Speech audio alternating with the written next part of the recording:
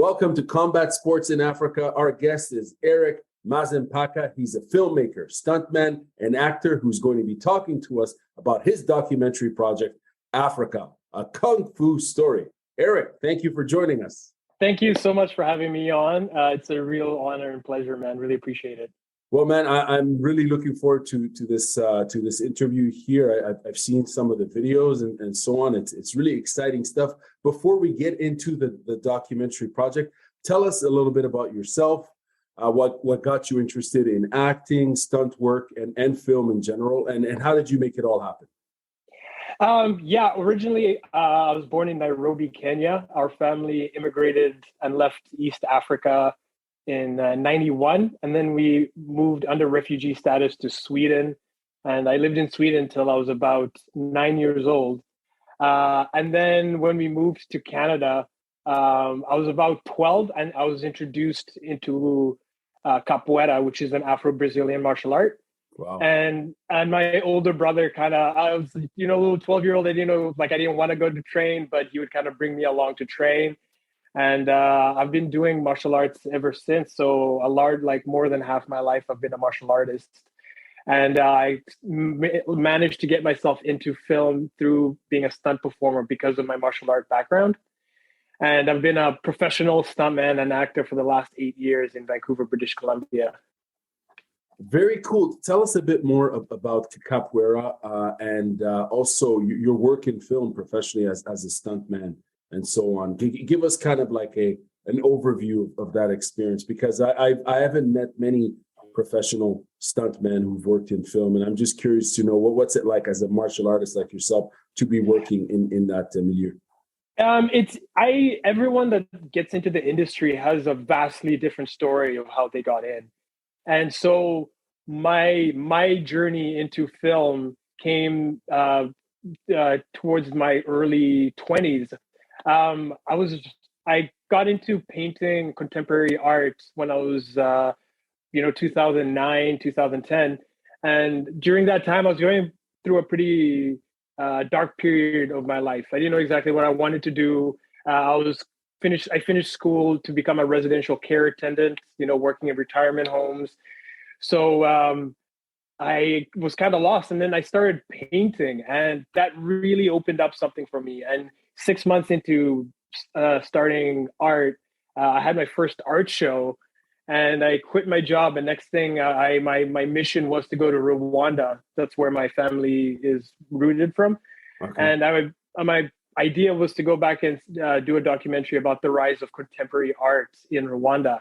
Wow! But being naive, and you're 20-something and everything seems possible, I never touched the camera. I was never even in film. So one of the fundraisers we had a plan for was for me to run across Vancouver Island like Forrest Gump with a sign on my back saying Woodstock in Rwanda, because our documentary about art kind of evolved into wanting to host Woodstock in Africa. Wow. And after this fundraiser, it was 630 kilometers, we only raised $75. Oh, wait a minute. You actually ran it. Oh yeah, I ran wow. I ran the whole thing, and damn. We didn't plan it properly at all. So after the run, we only ended up raising about $75. But I had a bunch of footage from the run. And at this time I was living in an art studio. So I was like, well, I might as well make a film out of this. So I made my first documentary called Running Without a Wallet. And it was just like me running across Vancouver Island, sleeping in this art studio. And that's honestly what kind of got me into the film industry, was like failing this run. And so I took what I could out of it and decided to make my first documentary. A local director in Victoria watched it, was intrigued by the story. And then through that process, I managed to get a booklet that told me what I needed in order to get funding for a documentary. And it said I needed to produce something.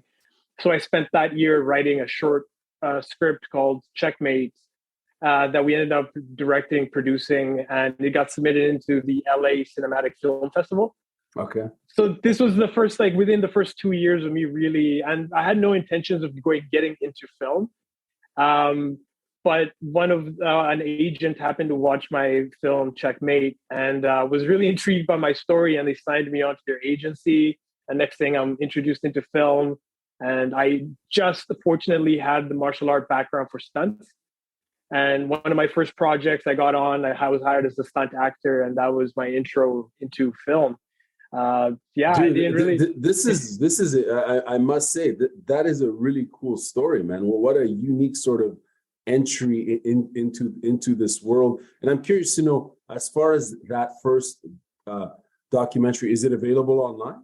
Yeah, like if you go and you type down "running without a wallet," you'll let me see like write this down here. Hold on, let me get my Yeah. pen. Let me running without a wallet. Okay, cool. I'm gonna check that out. This is it's really sorry. Please continue. Oh yeah, no, and it was funny though because my mom was laughing at me. She's like, "Eric, you know, if you got a job, you'd have made more in 2 weeks than you did." Oh damn! Like yeah, but I was like, "Well, no, mom, that's not the point. I just had to like, you know, it felt more like it's like a test towards myself of how far I was willing to go." Right. But over the last close to decade since then, I really kind of dedicated myself into the workings of film and cinema. And my idea of wanting to go to Africa has just evolved and grown into hopefully wanting to bring a middle class through the film industry in East Africa, because film covers a lot of different departments. So our hopes is to kind of kickstart with this first documentary where we go do a workshop, and hopefully every 2 years we go down and kind of cultivate the industry with them, and hopefully have them tell their own stories. Very interesting, and we're going to get into that in terms of the scope of the project and the overall objective. But if I may, just as a follow-up, when you're telling this story in terms of just thinking back to the initial project, and because I'm interested in the creative process and how people start projects, and you know how they get, what's the first thought that comes to mind when you look back at chapter one? What comes to mind? Oh, like just childlike innocence. There was something really magical about that time in my life, because I most of my my high school experience, I was always pushed for athletics. Like I did have a talent. I excelled at sports, but I was never allowed to explore any creative side of me, which I really wanted to do. But all my coaches were always kind of pushing me into martial arts or sports. And so there was a very childlike innocence when I discovered art. So I would say it was a very innocent time, a very naive time. That, you know, I thought within 2 years I would be able to somehow organize something as big as a music festival in the middle of Africa. So I would say it was a very innocent and naive time when I think about it. Fair enough. And as far as capoeira, it's interesting that you got into that art form. That was your initial art form. It's a fascinating art form, Afro-Brazilian art form. What I guess it's not. I haven't met many people who started in capoeira, but what other styles have you studied? Have you studied other styles in addition to outside of capoeira? Yeah, kickboxing, Muay Thai. I did a bit of jiu-jitsu when I was like 15, 16. I've just gotten back into it. But primarily, I would say capoeira is my base, kickboxing and Muay Thai and boxing. Those have been my disciplines over the years. Very cool. Now, we're going to dive right into this. I want to hear the pitch for Africa, a Kung Fu Story. How did this documentary project come about? And give us the story behind the story, please. Yeah, so once I got into film, I was still pursuing some form of like collaborative work with East Africa. There was something about it that really I felt fortunate that I was able to grow up in a place that had had opportunities for me, you know. And because of just because we relocated, I felt that I was gifted an opportunity. So a part of me felt that I owed it to go back and find kids that are just as enthusiastic and creative as I am, and hopefully give a bit of what I have in order to help facilitate growth for them. So yeah, capoeira was something I never really wanted to get into when I was a kid, but my brother always brought me with him. So it took me. It's funny with martial arts. Generally, you think you're so focused on specific techniques for so many years, and then there's a period you hit about like the 10-year mark where you start perceiving the arts in a different light.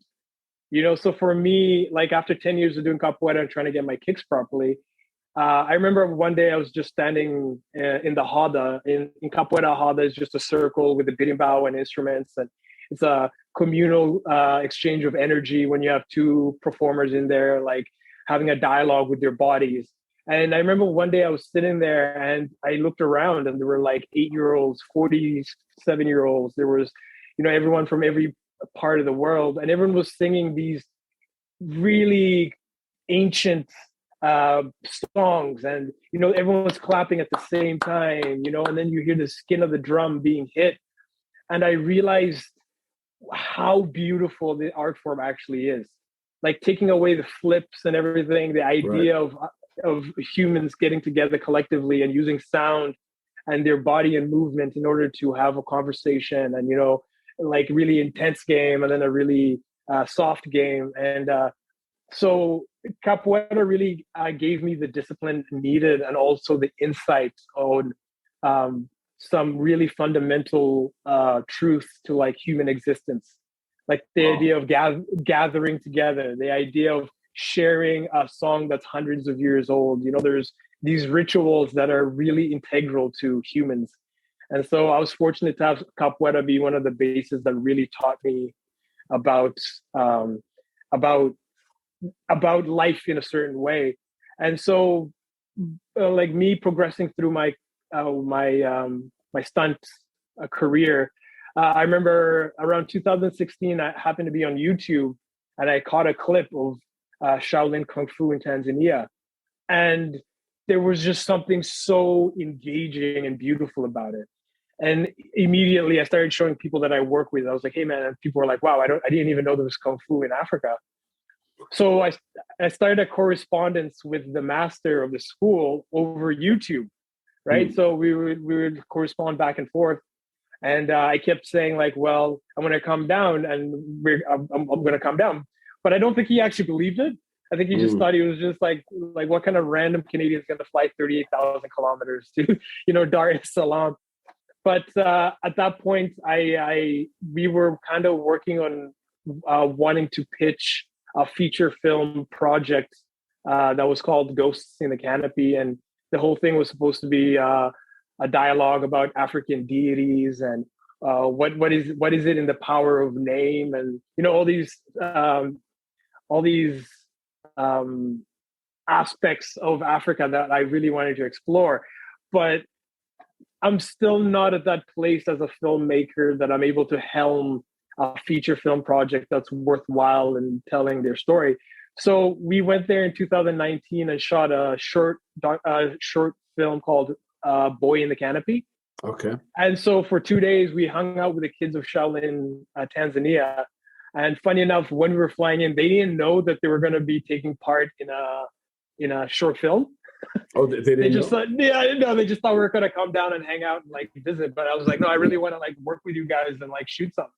So we get there, and they took to this like fish to water. Like they were so natural with the whole 2-day shoot process. And when we came back, our gears kind of shifted from wanting to shoot some, westernized story about African deities. Like I grew up in North America, so my sensibility is still very North American. So I was like, why don't we go and teach them techniques and then have them tell their stories, right? Wow. Like I want to so it changed into, even me as an artist, when I watch my project Boy in the Canopy, there is elements that I do. There's certain templates that Hollywood has when they depict Africa. Right. There's certain ideas and mythos they built into the stories, and so coming back, I realized, well, what's more powerful than having like teaching them the techniques and seeing what they tell of themselves, you know?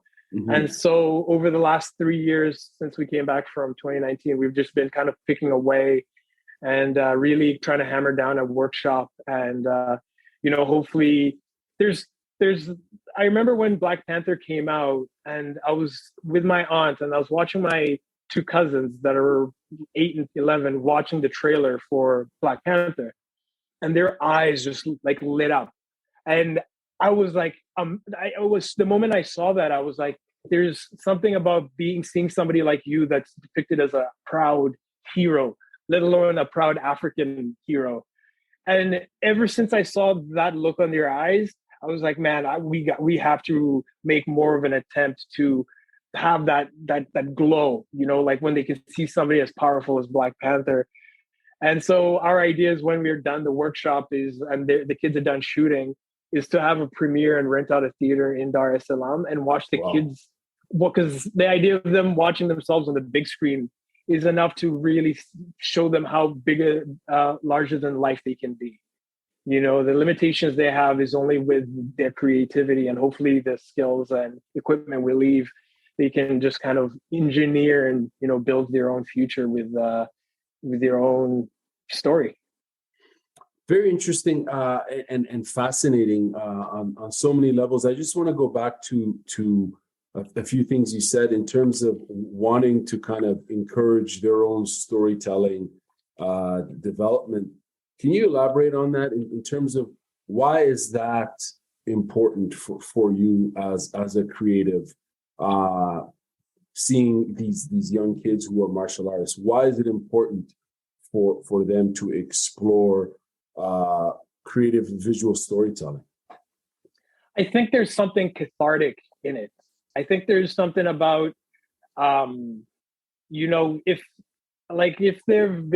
if they've been given templates of like what Hollywood thinks of Africa, I feel that there's a power in self-exploration. There's a certain level of freedom you find and liberation in yourself when you're able to explore the depths of you and your unique story, and somehow formulating and creating something that moves somebody else. Like that has that, like it passes all barriers of language. The moment you're creatively able to truly show yourself, and spend the years cultivating a story and being proud of yourself, being able to hold your head up high and say, I am a unique, beautiful human that, has a unique story. And so I feel like there is something cathartic about kids being able to depict what they think they want to say, like them having the freedom to be able to freely, unbridledly showcase who they are.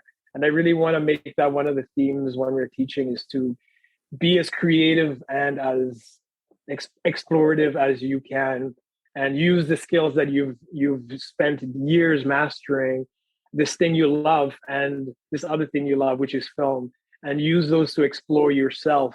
And that's kind of my hope, to see what these kids are able to just engineer for themselves. It's fascinating because in a way, assuming they continue being creative in both aspects of martial arts and filmmaking, or, over the years, it's possible that they could be developing plenty of content and, original content with, and who knows, as far as audiences outside of their community, it potentially has a regional or continental or global audience now. You know what I mean? It has that possibility, and it's cool that you're connecting them with professionals like yourself in North America who are working in the film industry. It sounds like a really unique opportunity for these artists. Of course, I'd like to know. Tell us a bit more about Shaolin Tanzania. You were briefly talking about them, and give us an idea of who they are, their community, and what your impressions of them are as martial artists. There's honestly, we went there, it felt like stepping back in time with these really traditional kung fu garbs, the lifestyle, very simple meals they eat, and and like a large portion of these students are devout Muslims. So while we were shooting, it was interesting because they would have to go and they would have to run to the mosque and pray. So I would watch these really disciplined and like spiritually in like there's something about the energy they had when I went there. There was something so magnetic and encouraging and inspiring about these kids. And the story of Master Mfaume, who's the current master of Shaolin Temple, Tanzania, he's the one that kind of teaches the students there right now. He lives on a compound with the kids, and these kids train literally from like sunrise till sunset. It's very Wow. like very traditional when you go there. Even one of the places they train, you can look at the floor and the years and decades of just like stomping on the ground, and the old broom that they used to sweep their temple, and and the meditation every morning that they do. So my impression of them was very authentic to traditional martial artists. Something that yeah, even just the equipment they use, very simple equipment. Very like very regimented schedules, and so um, ever since then, I've been the biggest supporter of Master Infame, and we've been going back and forth. And any opportunity I have to kind of help or anything I can do on my side, we've built like a incredible relationship internationally, and it's just been amazing to see these kids training every day. I keep getting updates of their training, and you have kids that are like 4 years old there. You got kids that are in their mid-20s. So very disciplined. That was my first thought when I met these kids at Master and Fami. Were highly disciplined and kids that, yeah, they inspired me, man. Like I came back and I it felt like I felt guilty that I had the opportunities I had, because I was looking at some of these kids. I was like, some of these kids could just straight up replace me back home. Like, but the only difference is that I live in one location. So Right. that also gave me the idea. Well, it's easy enough. Like I remember hearing a quote like, "A rising tide lifts all boats."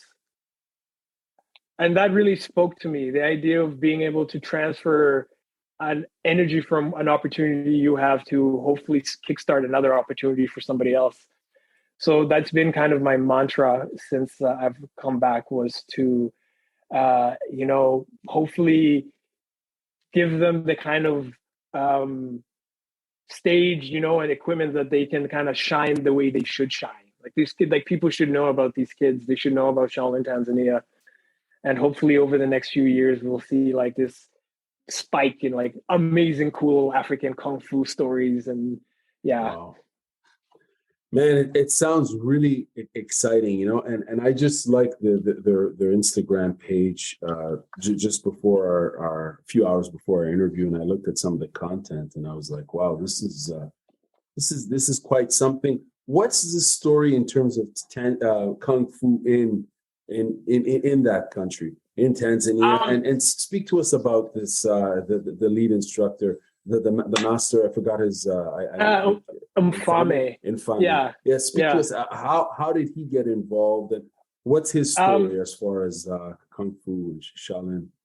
I'll give you some bullet point notes. I don't want to exactly go, because I don't know the full story. That's kind of what we're hoping to explore in more detail. Right. But when we went down there, he started Kung Fu, I believe, when he was about 12. And he lived on the streets at the time. And his grandmaster was the one that ended up taking him on as a student. And so this must have been in the early 90s, I believe. And so I'm not sure exactly about what the grandmaster's story and what the lineage is with him. Right. But currently, the Grandmaster left the school to Master Mfaume and moved to a region that is northeast of Tanzania, that Pumwani region. And so he lives in the middle of the jungle and he like grows pineapples. Wow. So it's interesting, like this grandmaster that like lives in this tiny hut and grows pineapples, like the most traditional story of a martial artist.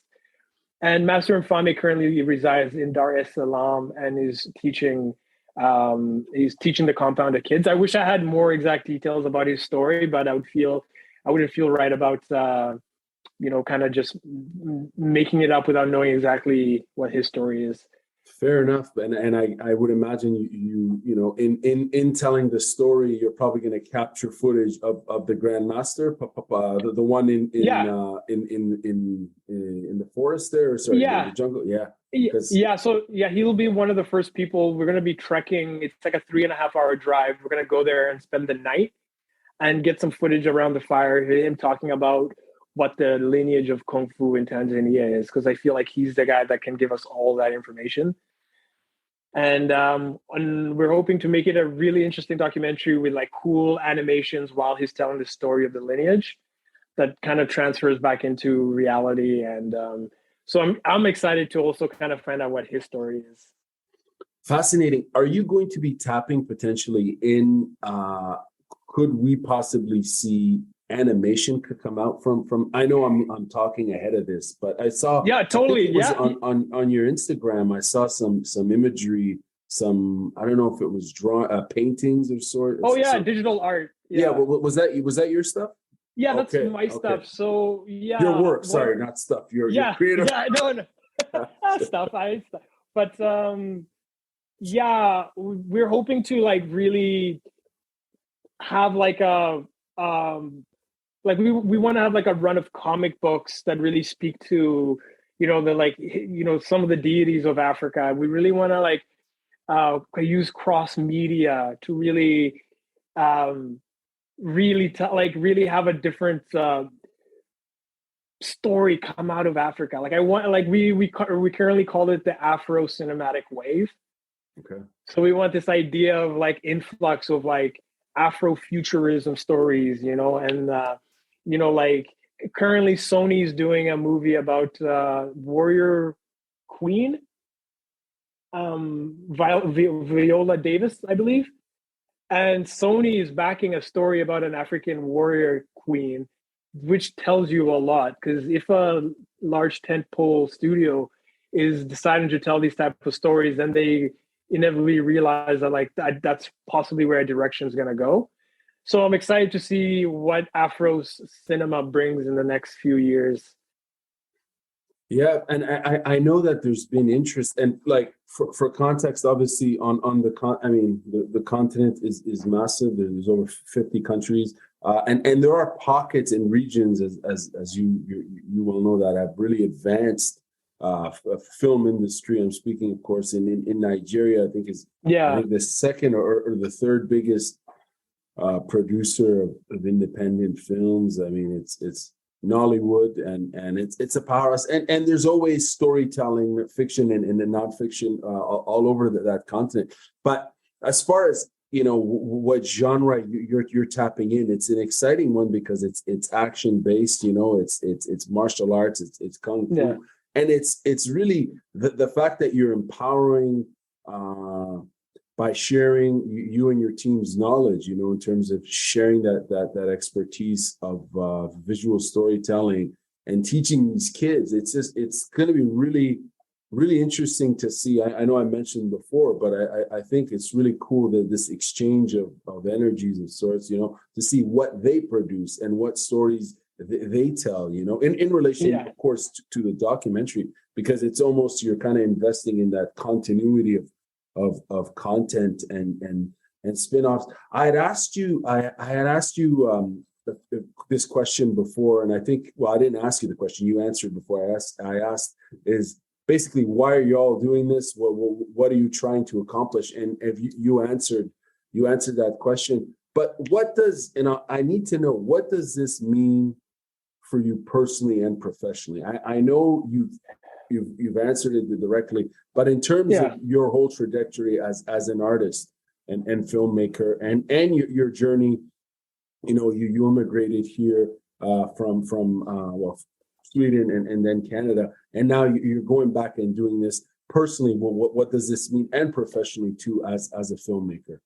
It means a lot. Like there's just a journey over the last 10 years of, like contemporary art, the rise of contemporary art in Rwanda, to Woodstock, to forming some like resemblance of like, what do I want to do? And I realized that now 10 years ahead, like the mistakes I've made as an artist, the promises of overpromised, underdelivered, all these things, all these habits I had to break in order to be like a consistent artist. It felt like it all accumulated to this point in my life. Even up until last year, I myself was going through probably one of the darkest times in my life. Like by all resemblance, everything in my life was going well, but I realized that I had masked so many traumas. As an immigrant, we generally carry a lot of traumas and hidden pains, and we have to keep a smile on our face because we want to get employed. I'm laughing and smiling, but I'm not. I get what you're saying. I get 100%. It. I know. Yeah, I know you. Yeah. So there's this idea. So I feel like I realized that there was like a mask that I wore, but there was a lot of hidden pains and traumas that I had to really dive into. And so last year, that was really the last, I think, breach of myself, where the doubts and, even to go as honestly as far as the addiction that I was dealing with, really, there was a lot of spiritual work I did through that time. And my spiritual conduct and my being on this planet felt like East Africa was such a pivotal place for me and my family. Like Tanzania was a really important place for my grandfather. Like I come from a very proud side, like my Rwandese family, and so even just to support my family, like my mom's the old school like African mom. Like it's, if you're not in school to be a lawyer, like the idea of me wanting to run it off and become an artist, you just thought I lost my mind. Like, what's this crazy shit you're doing? You run the island. Bro, I sorry to interrupt, but like I swear, I think all these African moms are the same, man. I think they get one manual and they all use it. Because I wanted to ask you as well, like in terms of what is your community and like as far as the East African community, what do they think about this really interesting project and venture that you're going off on? Man, honestly, like in the beginning, they thought I was crazy. They were like, because like my mom laughs at me now. She's like, I can't believe that, like, I managed to finally make a career and be where I am at in life. But she, like when I started off, they just thought like, what the hell's the point of a music festival in Africa? Like, what is that going to do? But being 20 something, you think like that's. So I think them watching me bump my head against the wall for years to finally come out and formulate, well, this is what I want to do. I'm hoping I realize what the middle class, like film industry brings a lot of middle class in BC. And so I realized that what is we can able to take this industry and hopefully cultivate it there. And so ever since I've kind of been more articulate, a little more direct with exactly what our mission is, to bring a middle class through film. My family's just been supporting me. My grandma sent $20 on my GoFundMe. I didn't even know my grandma knew how to use a phone, Wow. So yeah, so is she back home?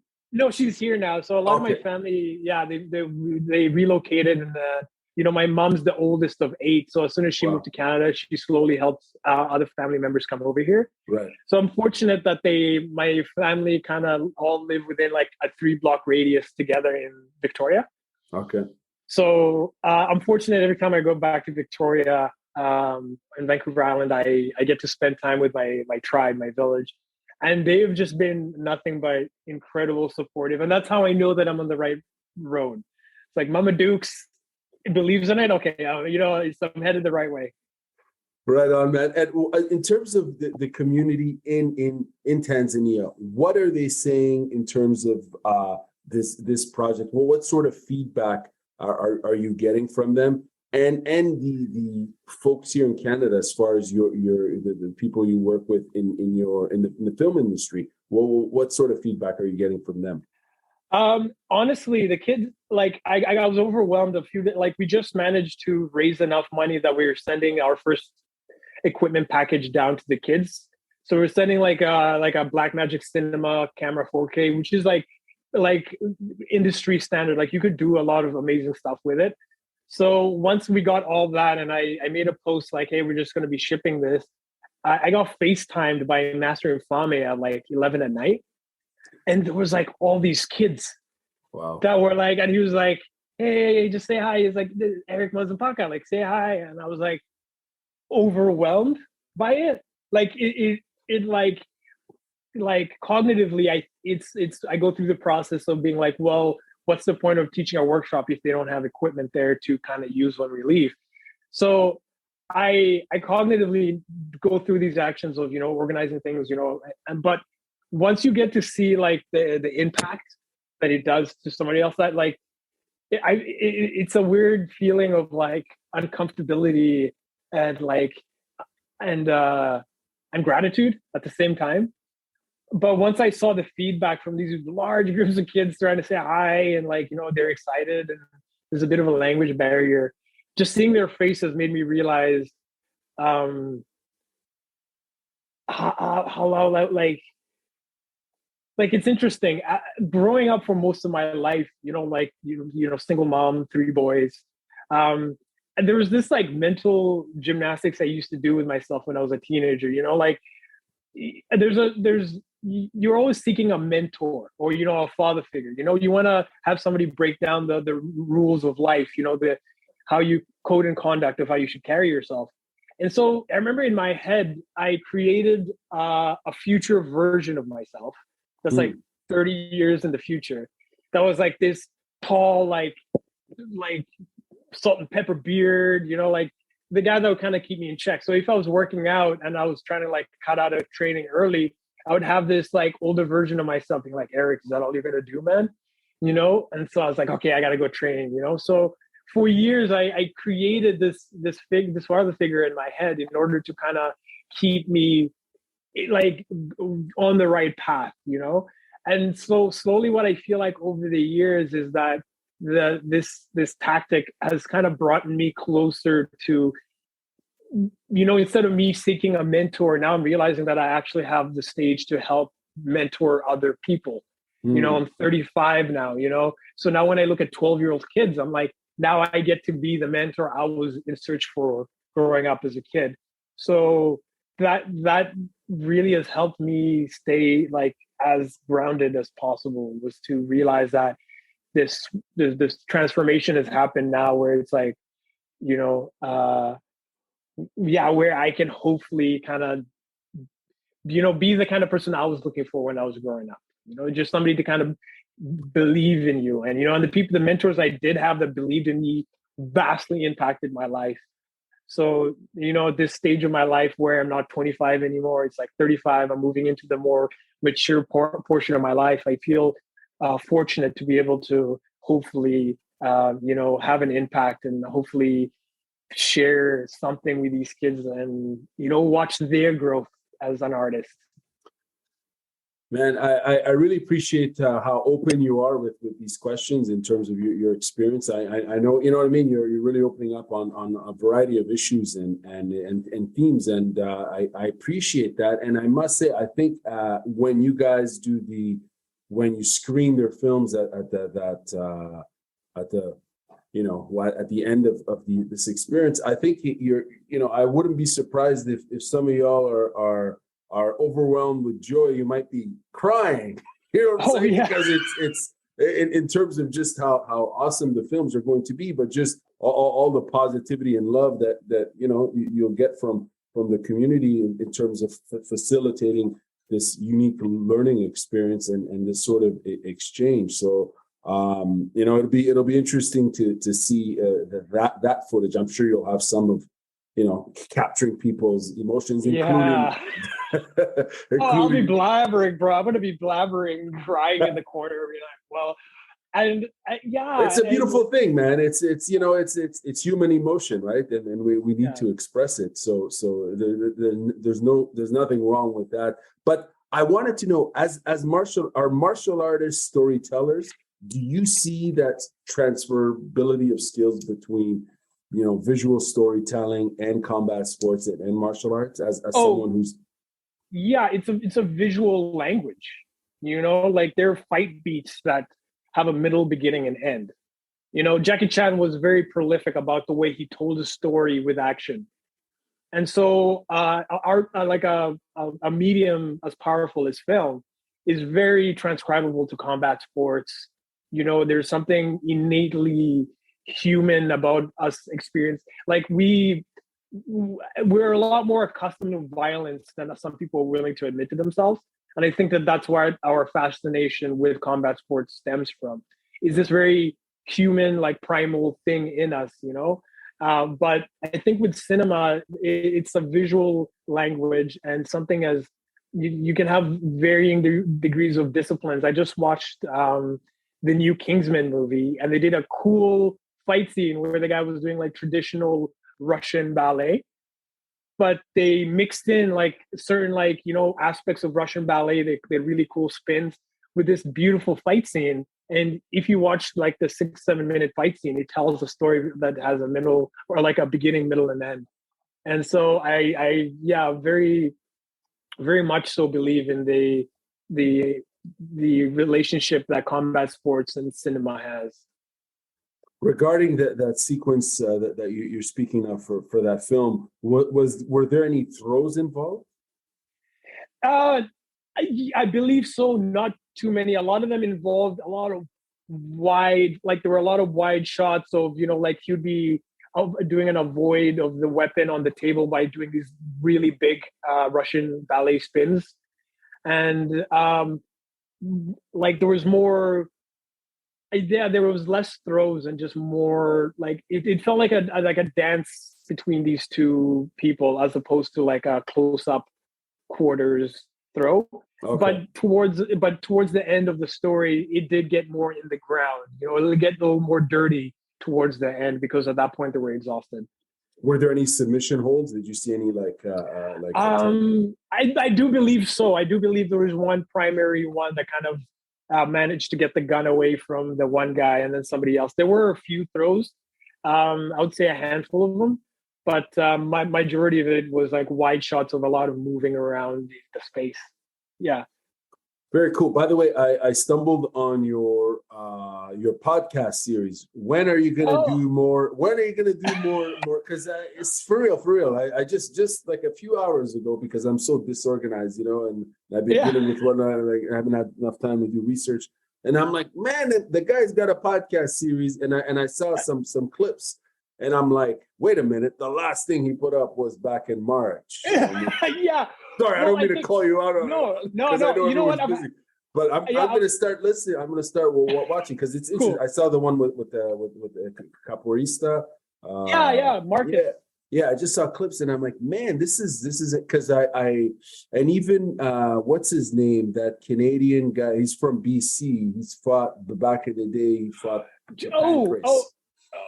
Ernest Jackson. No, Francis Paul Lazenby. Yes, and he did the commentary in MMA. He's Paul the Molitor.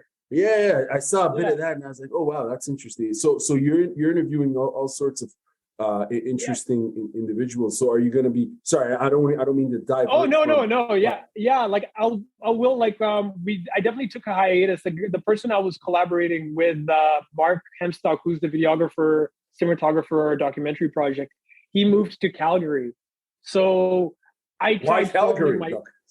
Yeah, exactly why. But he moved over there, so I'm currently trying to find a new guy that I can work with because the equipment he had brought a certain quality to it, and I was like, well, I don't want to kind of go backwards with it. And we will be archiving like the history of stunts in Canada, and that's going to be a future documentary down the pipeline.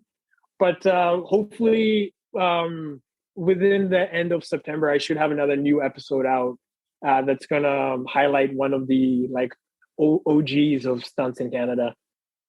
Very interesting. I'm looking forward to going back and watching, some of these interviews that they put up there on your YouTube channel, as well as I think you're on Spotify.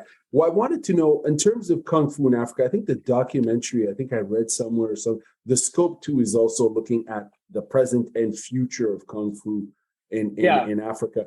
Tell us a bit about that.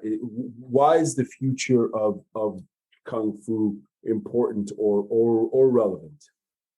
I think while we were down there, we quickly learned that there wasn't as much community support necessarily for the Kung Fu. They kind of thought like you're kind of weird for doing it because you're not playing soccer or it's boxing.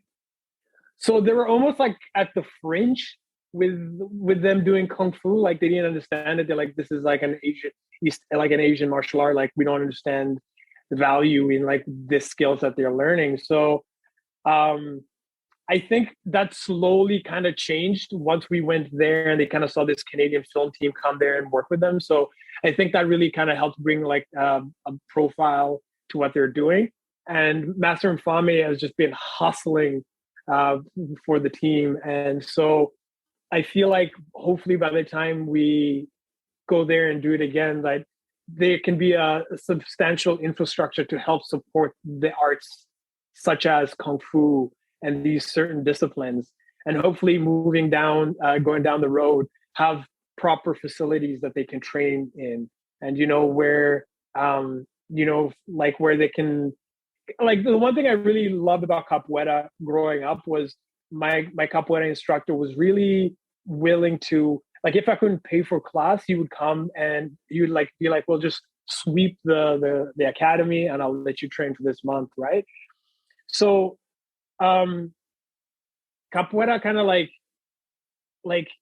it gave me a community and a place where I felt like I got that type of support. But because the group is so big in Canada, that means like I had the opportunity to kind of like, if I needed to go travel to, let's say, LA, and there's like an LA capoeira group, I had a place to stay, right? So hopefully they can get the support system necessary for like future martial artists coming down the pipeline, have a place they can kind of train and learn about film. Honestly, it's kind of like, not as like, I don't know if you know the Peking House Opera. No. Yeah, Peking House Opera was this like famous opera group where like Jackie Chan, Chow Yun Fat, they all came from this school that was kind of like, they taught them performance, they taught them martial arts, but besides that, they taught them how to present for stage, how to do stage fighting. And it was like a very prolific school in the sense that it facilitated and taught these performers how to be performers, like Jackie Chan. And I think he left Peking House when he was about 17. And so the rigorous training they did there, they were like fortunate enough to have a place and the communal support in order to really allow the film industry to thrive in that time. Like, the Shaw brothers in the 60s and 70s in Hong Kong really put Hong Kong Kung Fu on the planet, like really put their stamp. So we're hoping within the next few years that they can be a communal organization and support where there's like an industry driven support system where kids can go and like learn basics, even everything from like, we're hoping down the road, hopefully in like 5 years, to be able to have a facility where they can have computers so they can learn 3D rendering, so the next generation of kids can learn how to do, CG, and, and then slowly, each generation and each kid kind of coming in. So we're hoping that this documentary brings the necessary, the necessary platform the kids need in order to the world to be like, wow, these kids are amazing, I want to support them.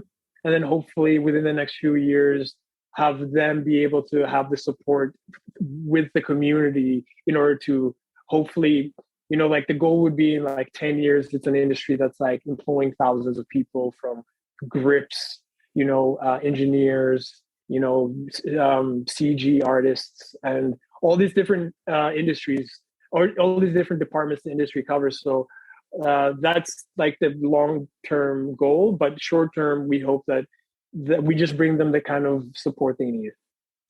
Fascinating. And is there potential for collaboration with other sort of creative organizations that are doing that similar sort of capacity development? Is there like potential for, talks and whatnot for partnerships?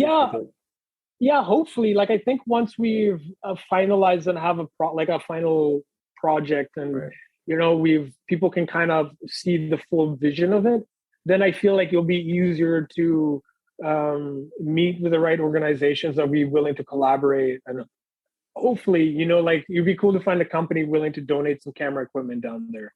Yeah. Right. So yeah, ideally, once we're done next year and we're really shopping the project, that we can find people that would be willing to collaborate with us and hopefully really build like a strong beginning for them there. Mm-hmm.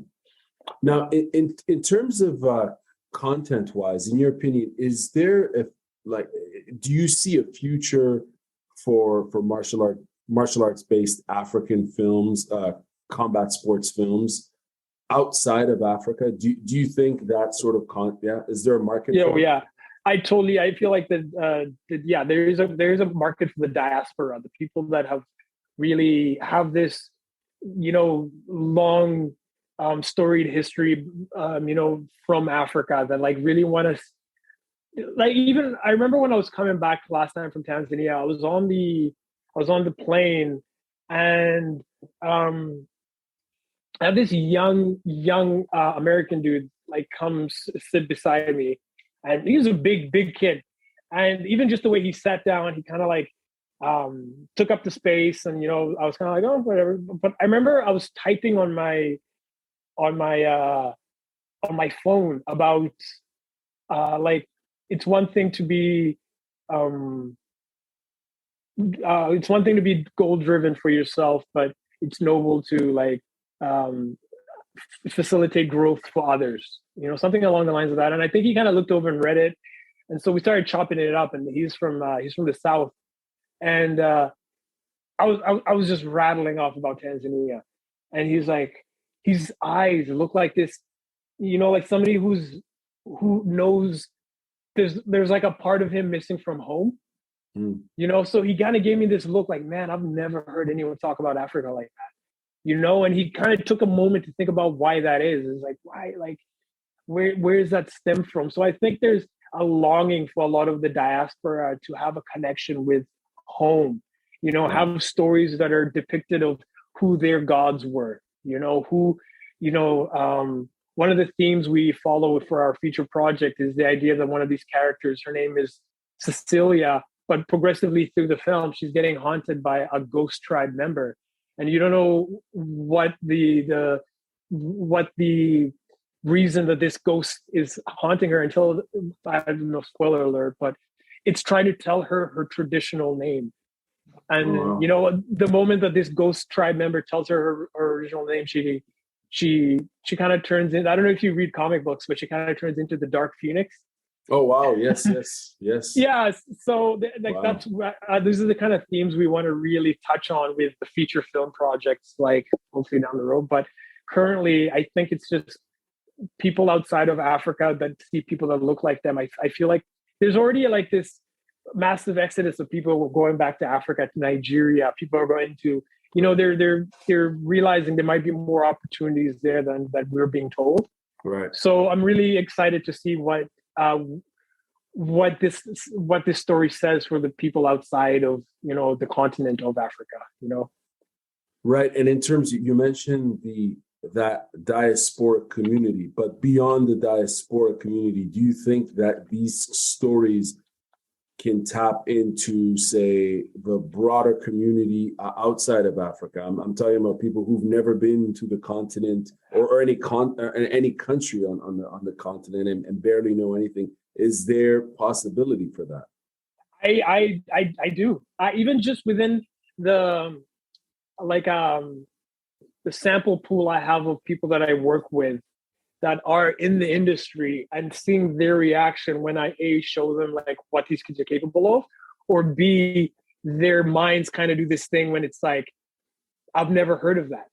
Like there's like this weird disconnect between you say Kung Fu in Africa and people are like, they take a second because it's like their brain's having a hard time forming the image of seeing that. Right. So just seeing the reaction of people that I work with, there's certain directors, producers, seeing their reaction made me realize that there's a market for this type of story that's untapped. And hopefully it has it's like the Wu-Tang generation, right? Wow. There's a part of us that all grew up with the Wu-Tang generation. Right. So it's not that far-fetched to kind of feel like African Kung Fu something Rizzo would be definitely rapping about. It's funny you mentioned that because I was going to ask you, I'm like, I wouldn't be surprised if in a few years from now, whatever, if members of the Wu-Tang somehow contribute. Yeah, like you know what I'm saying? Like I would not be. It would. In fact, it's gonna happen, bro. It's gonna happen. It's gonna happen. Agreed. I'm telling you, it's gonna happen. You know what's funny, man? There's been these little like the timing, like even just honestly, this year between the Black Panther 2 movie coming out, Warrior Queen. I wish I actually knew the name of the movie. Afro pop is really starting to make its way into like the radio. Right. There's this renaissance that's kind of happening, and so I'm excited to kind of hopefully see the world get like infatuated with being like, oh, I don't actually know about Africa. Like I want to, like, man, like even one of my crew, one of my friends that went down there, he was always kind of like, well, should we be careful about this? My horror stories his dad's telling him about some guy a journalist got beheaded in like 70s or something. But then we went down there and he was like so taken by how amazing Africa was that he was like, why don't I see this? I was like, well, that's part of a colonial setup. That's just kind of a remnants that we've forgotten about that is purposely depicting a place a certain way. This is like, and even for us, like stories started in Africa. Like that's where the first humans, like kind of like modern human kind of sat around a fire and told a story. And interesting enough, this continent where stories were started, the idea that you would be in the pitch black and you'd be surrounded around a fire and you're telling stories, and the purpose of stories were to warn you from now going past the valley. Beware of these certain like berries that you'll get sick. So stories were an integral part of our evolution. And interestingly enough, we went from telling stories around a fire to now TV's telling us stories. Like light and story are still integral to us, except now it's not a fire. It's like a bulb in a TV that's now telling us the story. So we have such an innate integral connection with story. And for a place like Africa that started like the stories, I'm interested to see what kind of erupts out of that. Like, what a lot of places in Africa, like a lot of history is oral. Right. So just having now having this skill set that you can learn and you can take an oral history and this skill set and tell these vastly different stories about Africa than most people are used to. Big time on the nonfiction side, but also the fiction side. And when you throw in the combat sports and the martial arts and the action, it's really untapped potential as far as storytelling, as far as what we're accustomed to, is what we've seen here in the West. And I agree with you that there's a global audience for that sort of content. I remember a few years ago there was a series of clips from these young filmmakers. I don't know if you've ever saw this film. I believe they were from Uganda. Do you know that they were doing like action-based stuff? You remember that? Killing Captain Alex. Yes, I believe that's it. I remember watching that and being like, wow, this is so friggin' original. You know what I mean? Yeah, man. And it's original, we need more of that sort of content. I think on all, if it's on YouTube, if it's on the big screen, and that representation is a must. And it's great to see people's ideas become a product, become a story, as you were saying. I have one last question for you. I really appreciate your time. We're going here, I think, just slightly over an hour. Last question for you is, what's the best advice you've been given as an actor, filmmaker, stuntman, and all-around creative person? What's the best advice you've been given? I would say that the two things I've been given was, like, one of the first one was when I was about 17. My mentor, I remember going in his office and we were chatting, and at that point I was trying to he was one of the biggest people in my life to kind of push me towards just pursuing what I want to pursue.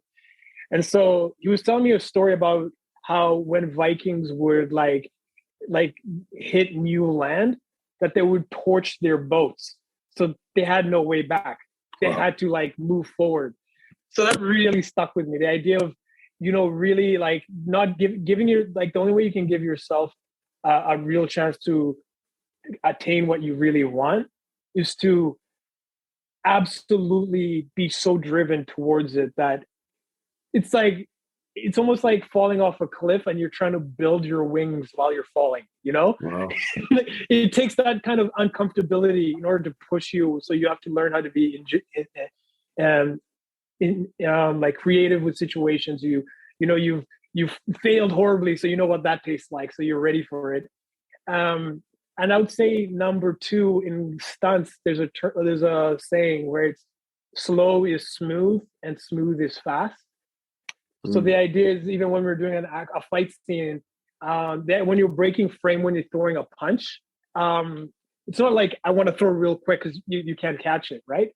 But slow is smooth and smooth is fast is a way of telling you that be patient, don't try to rush stuff. So between torch your boat when you get into new lands, so you don't have a plan B, and being patient. Somebody told me overnight success takes 10 years.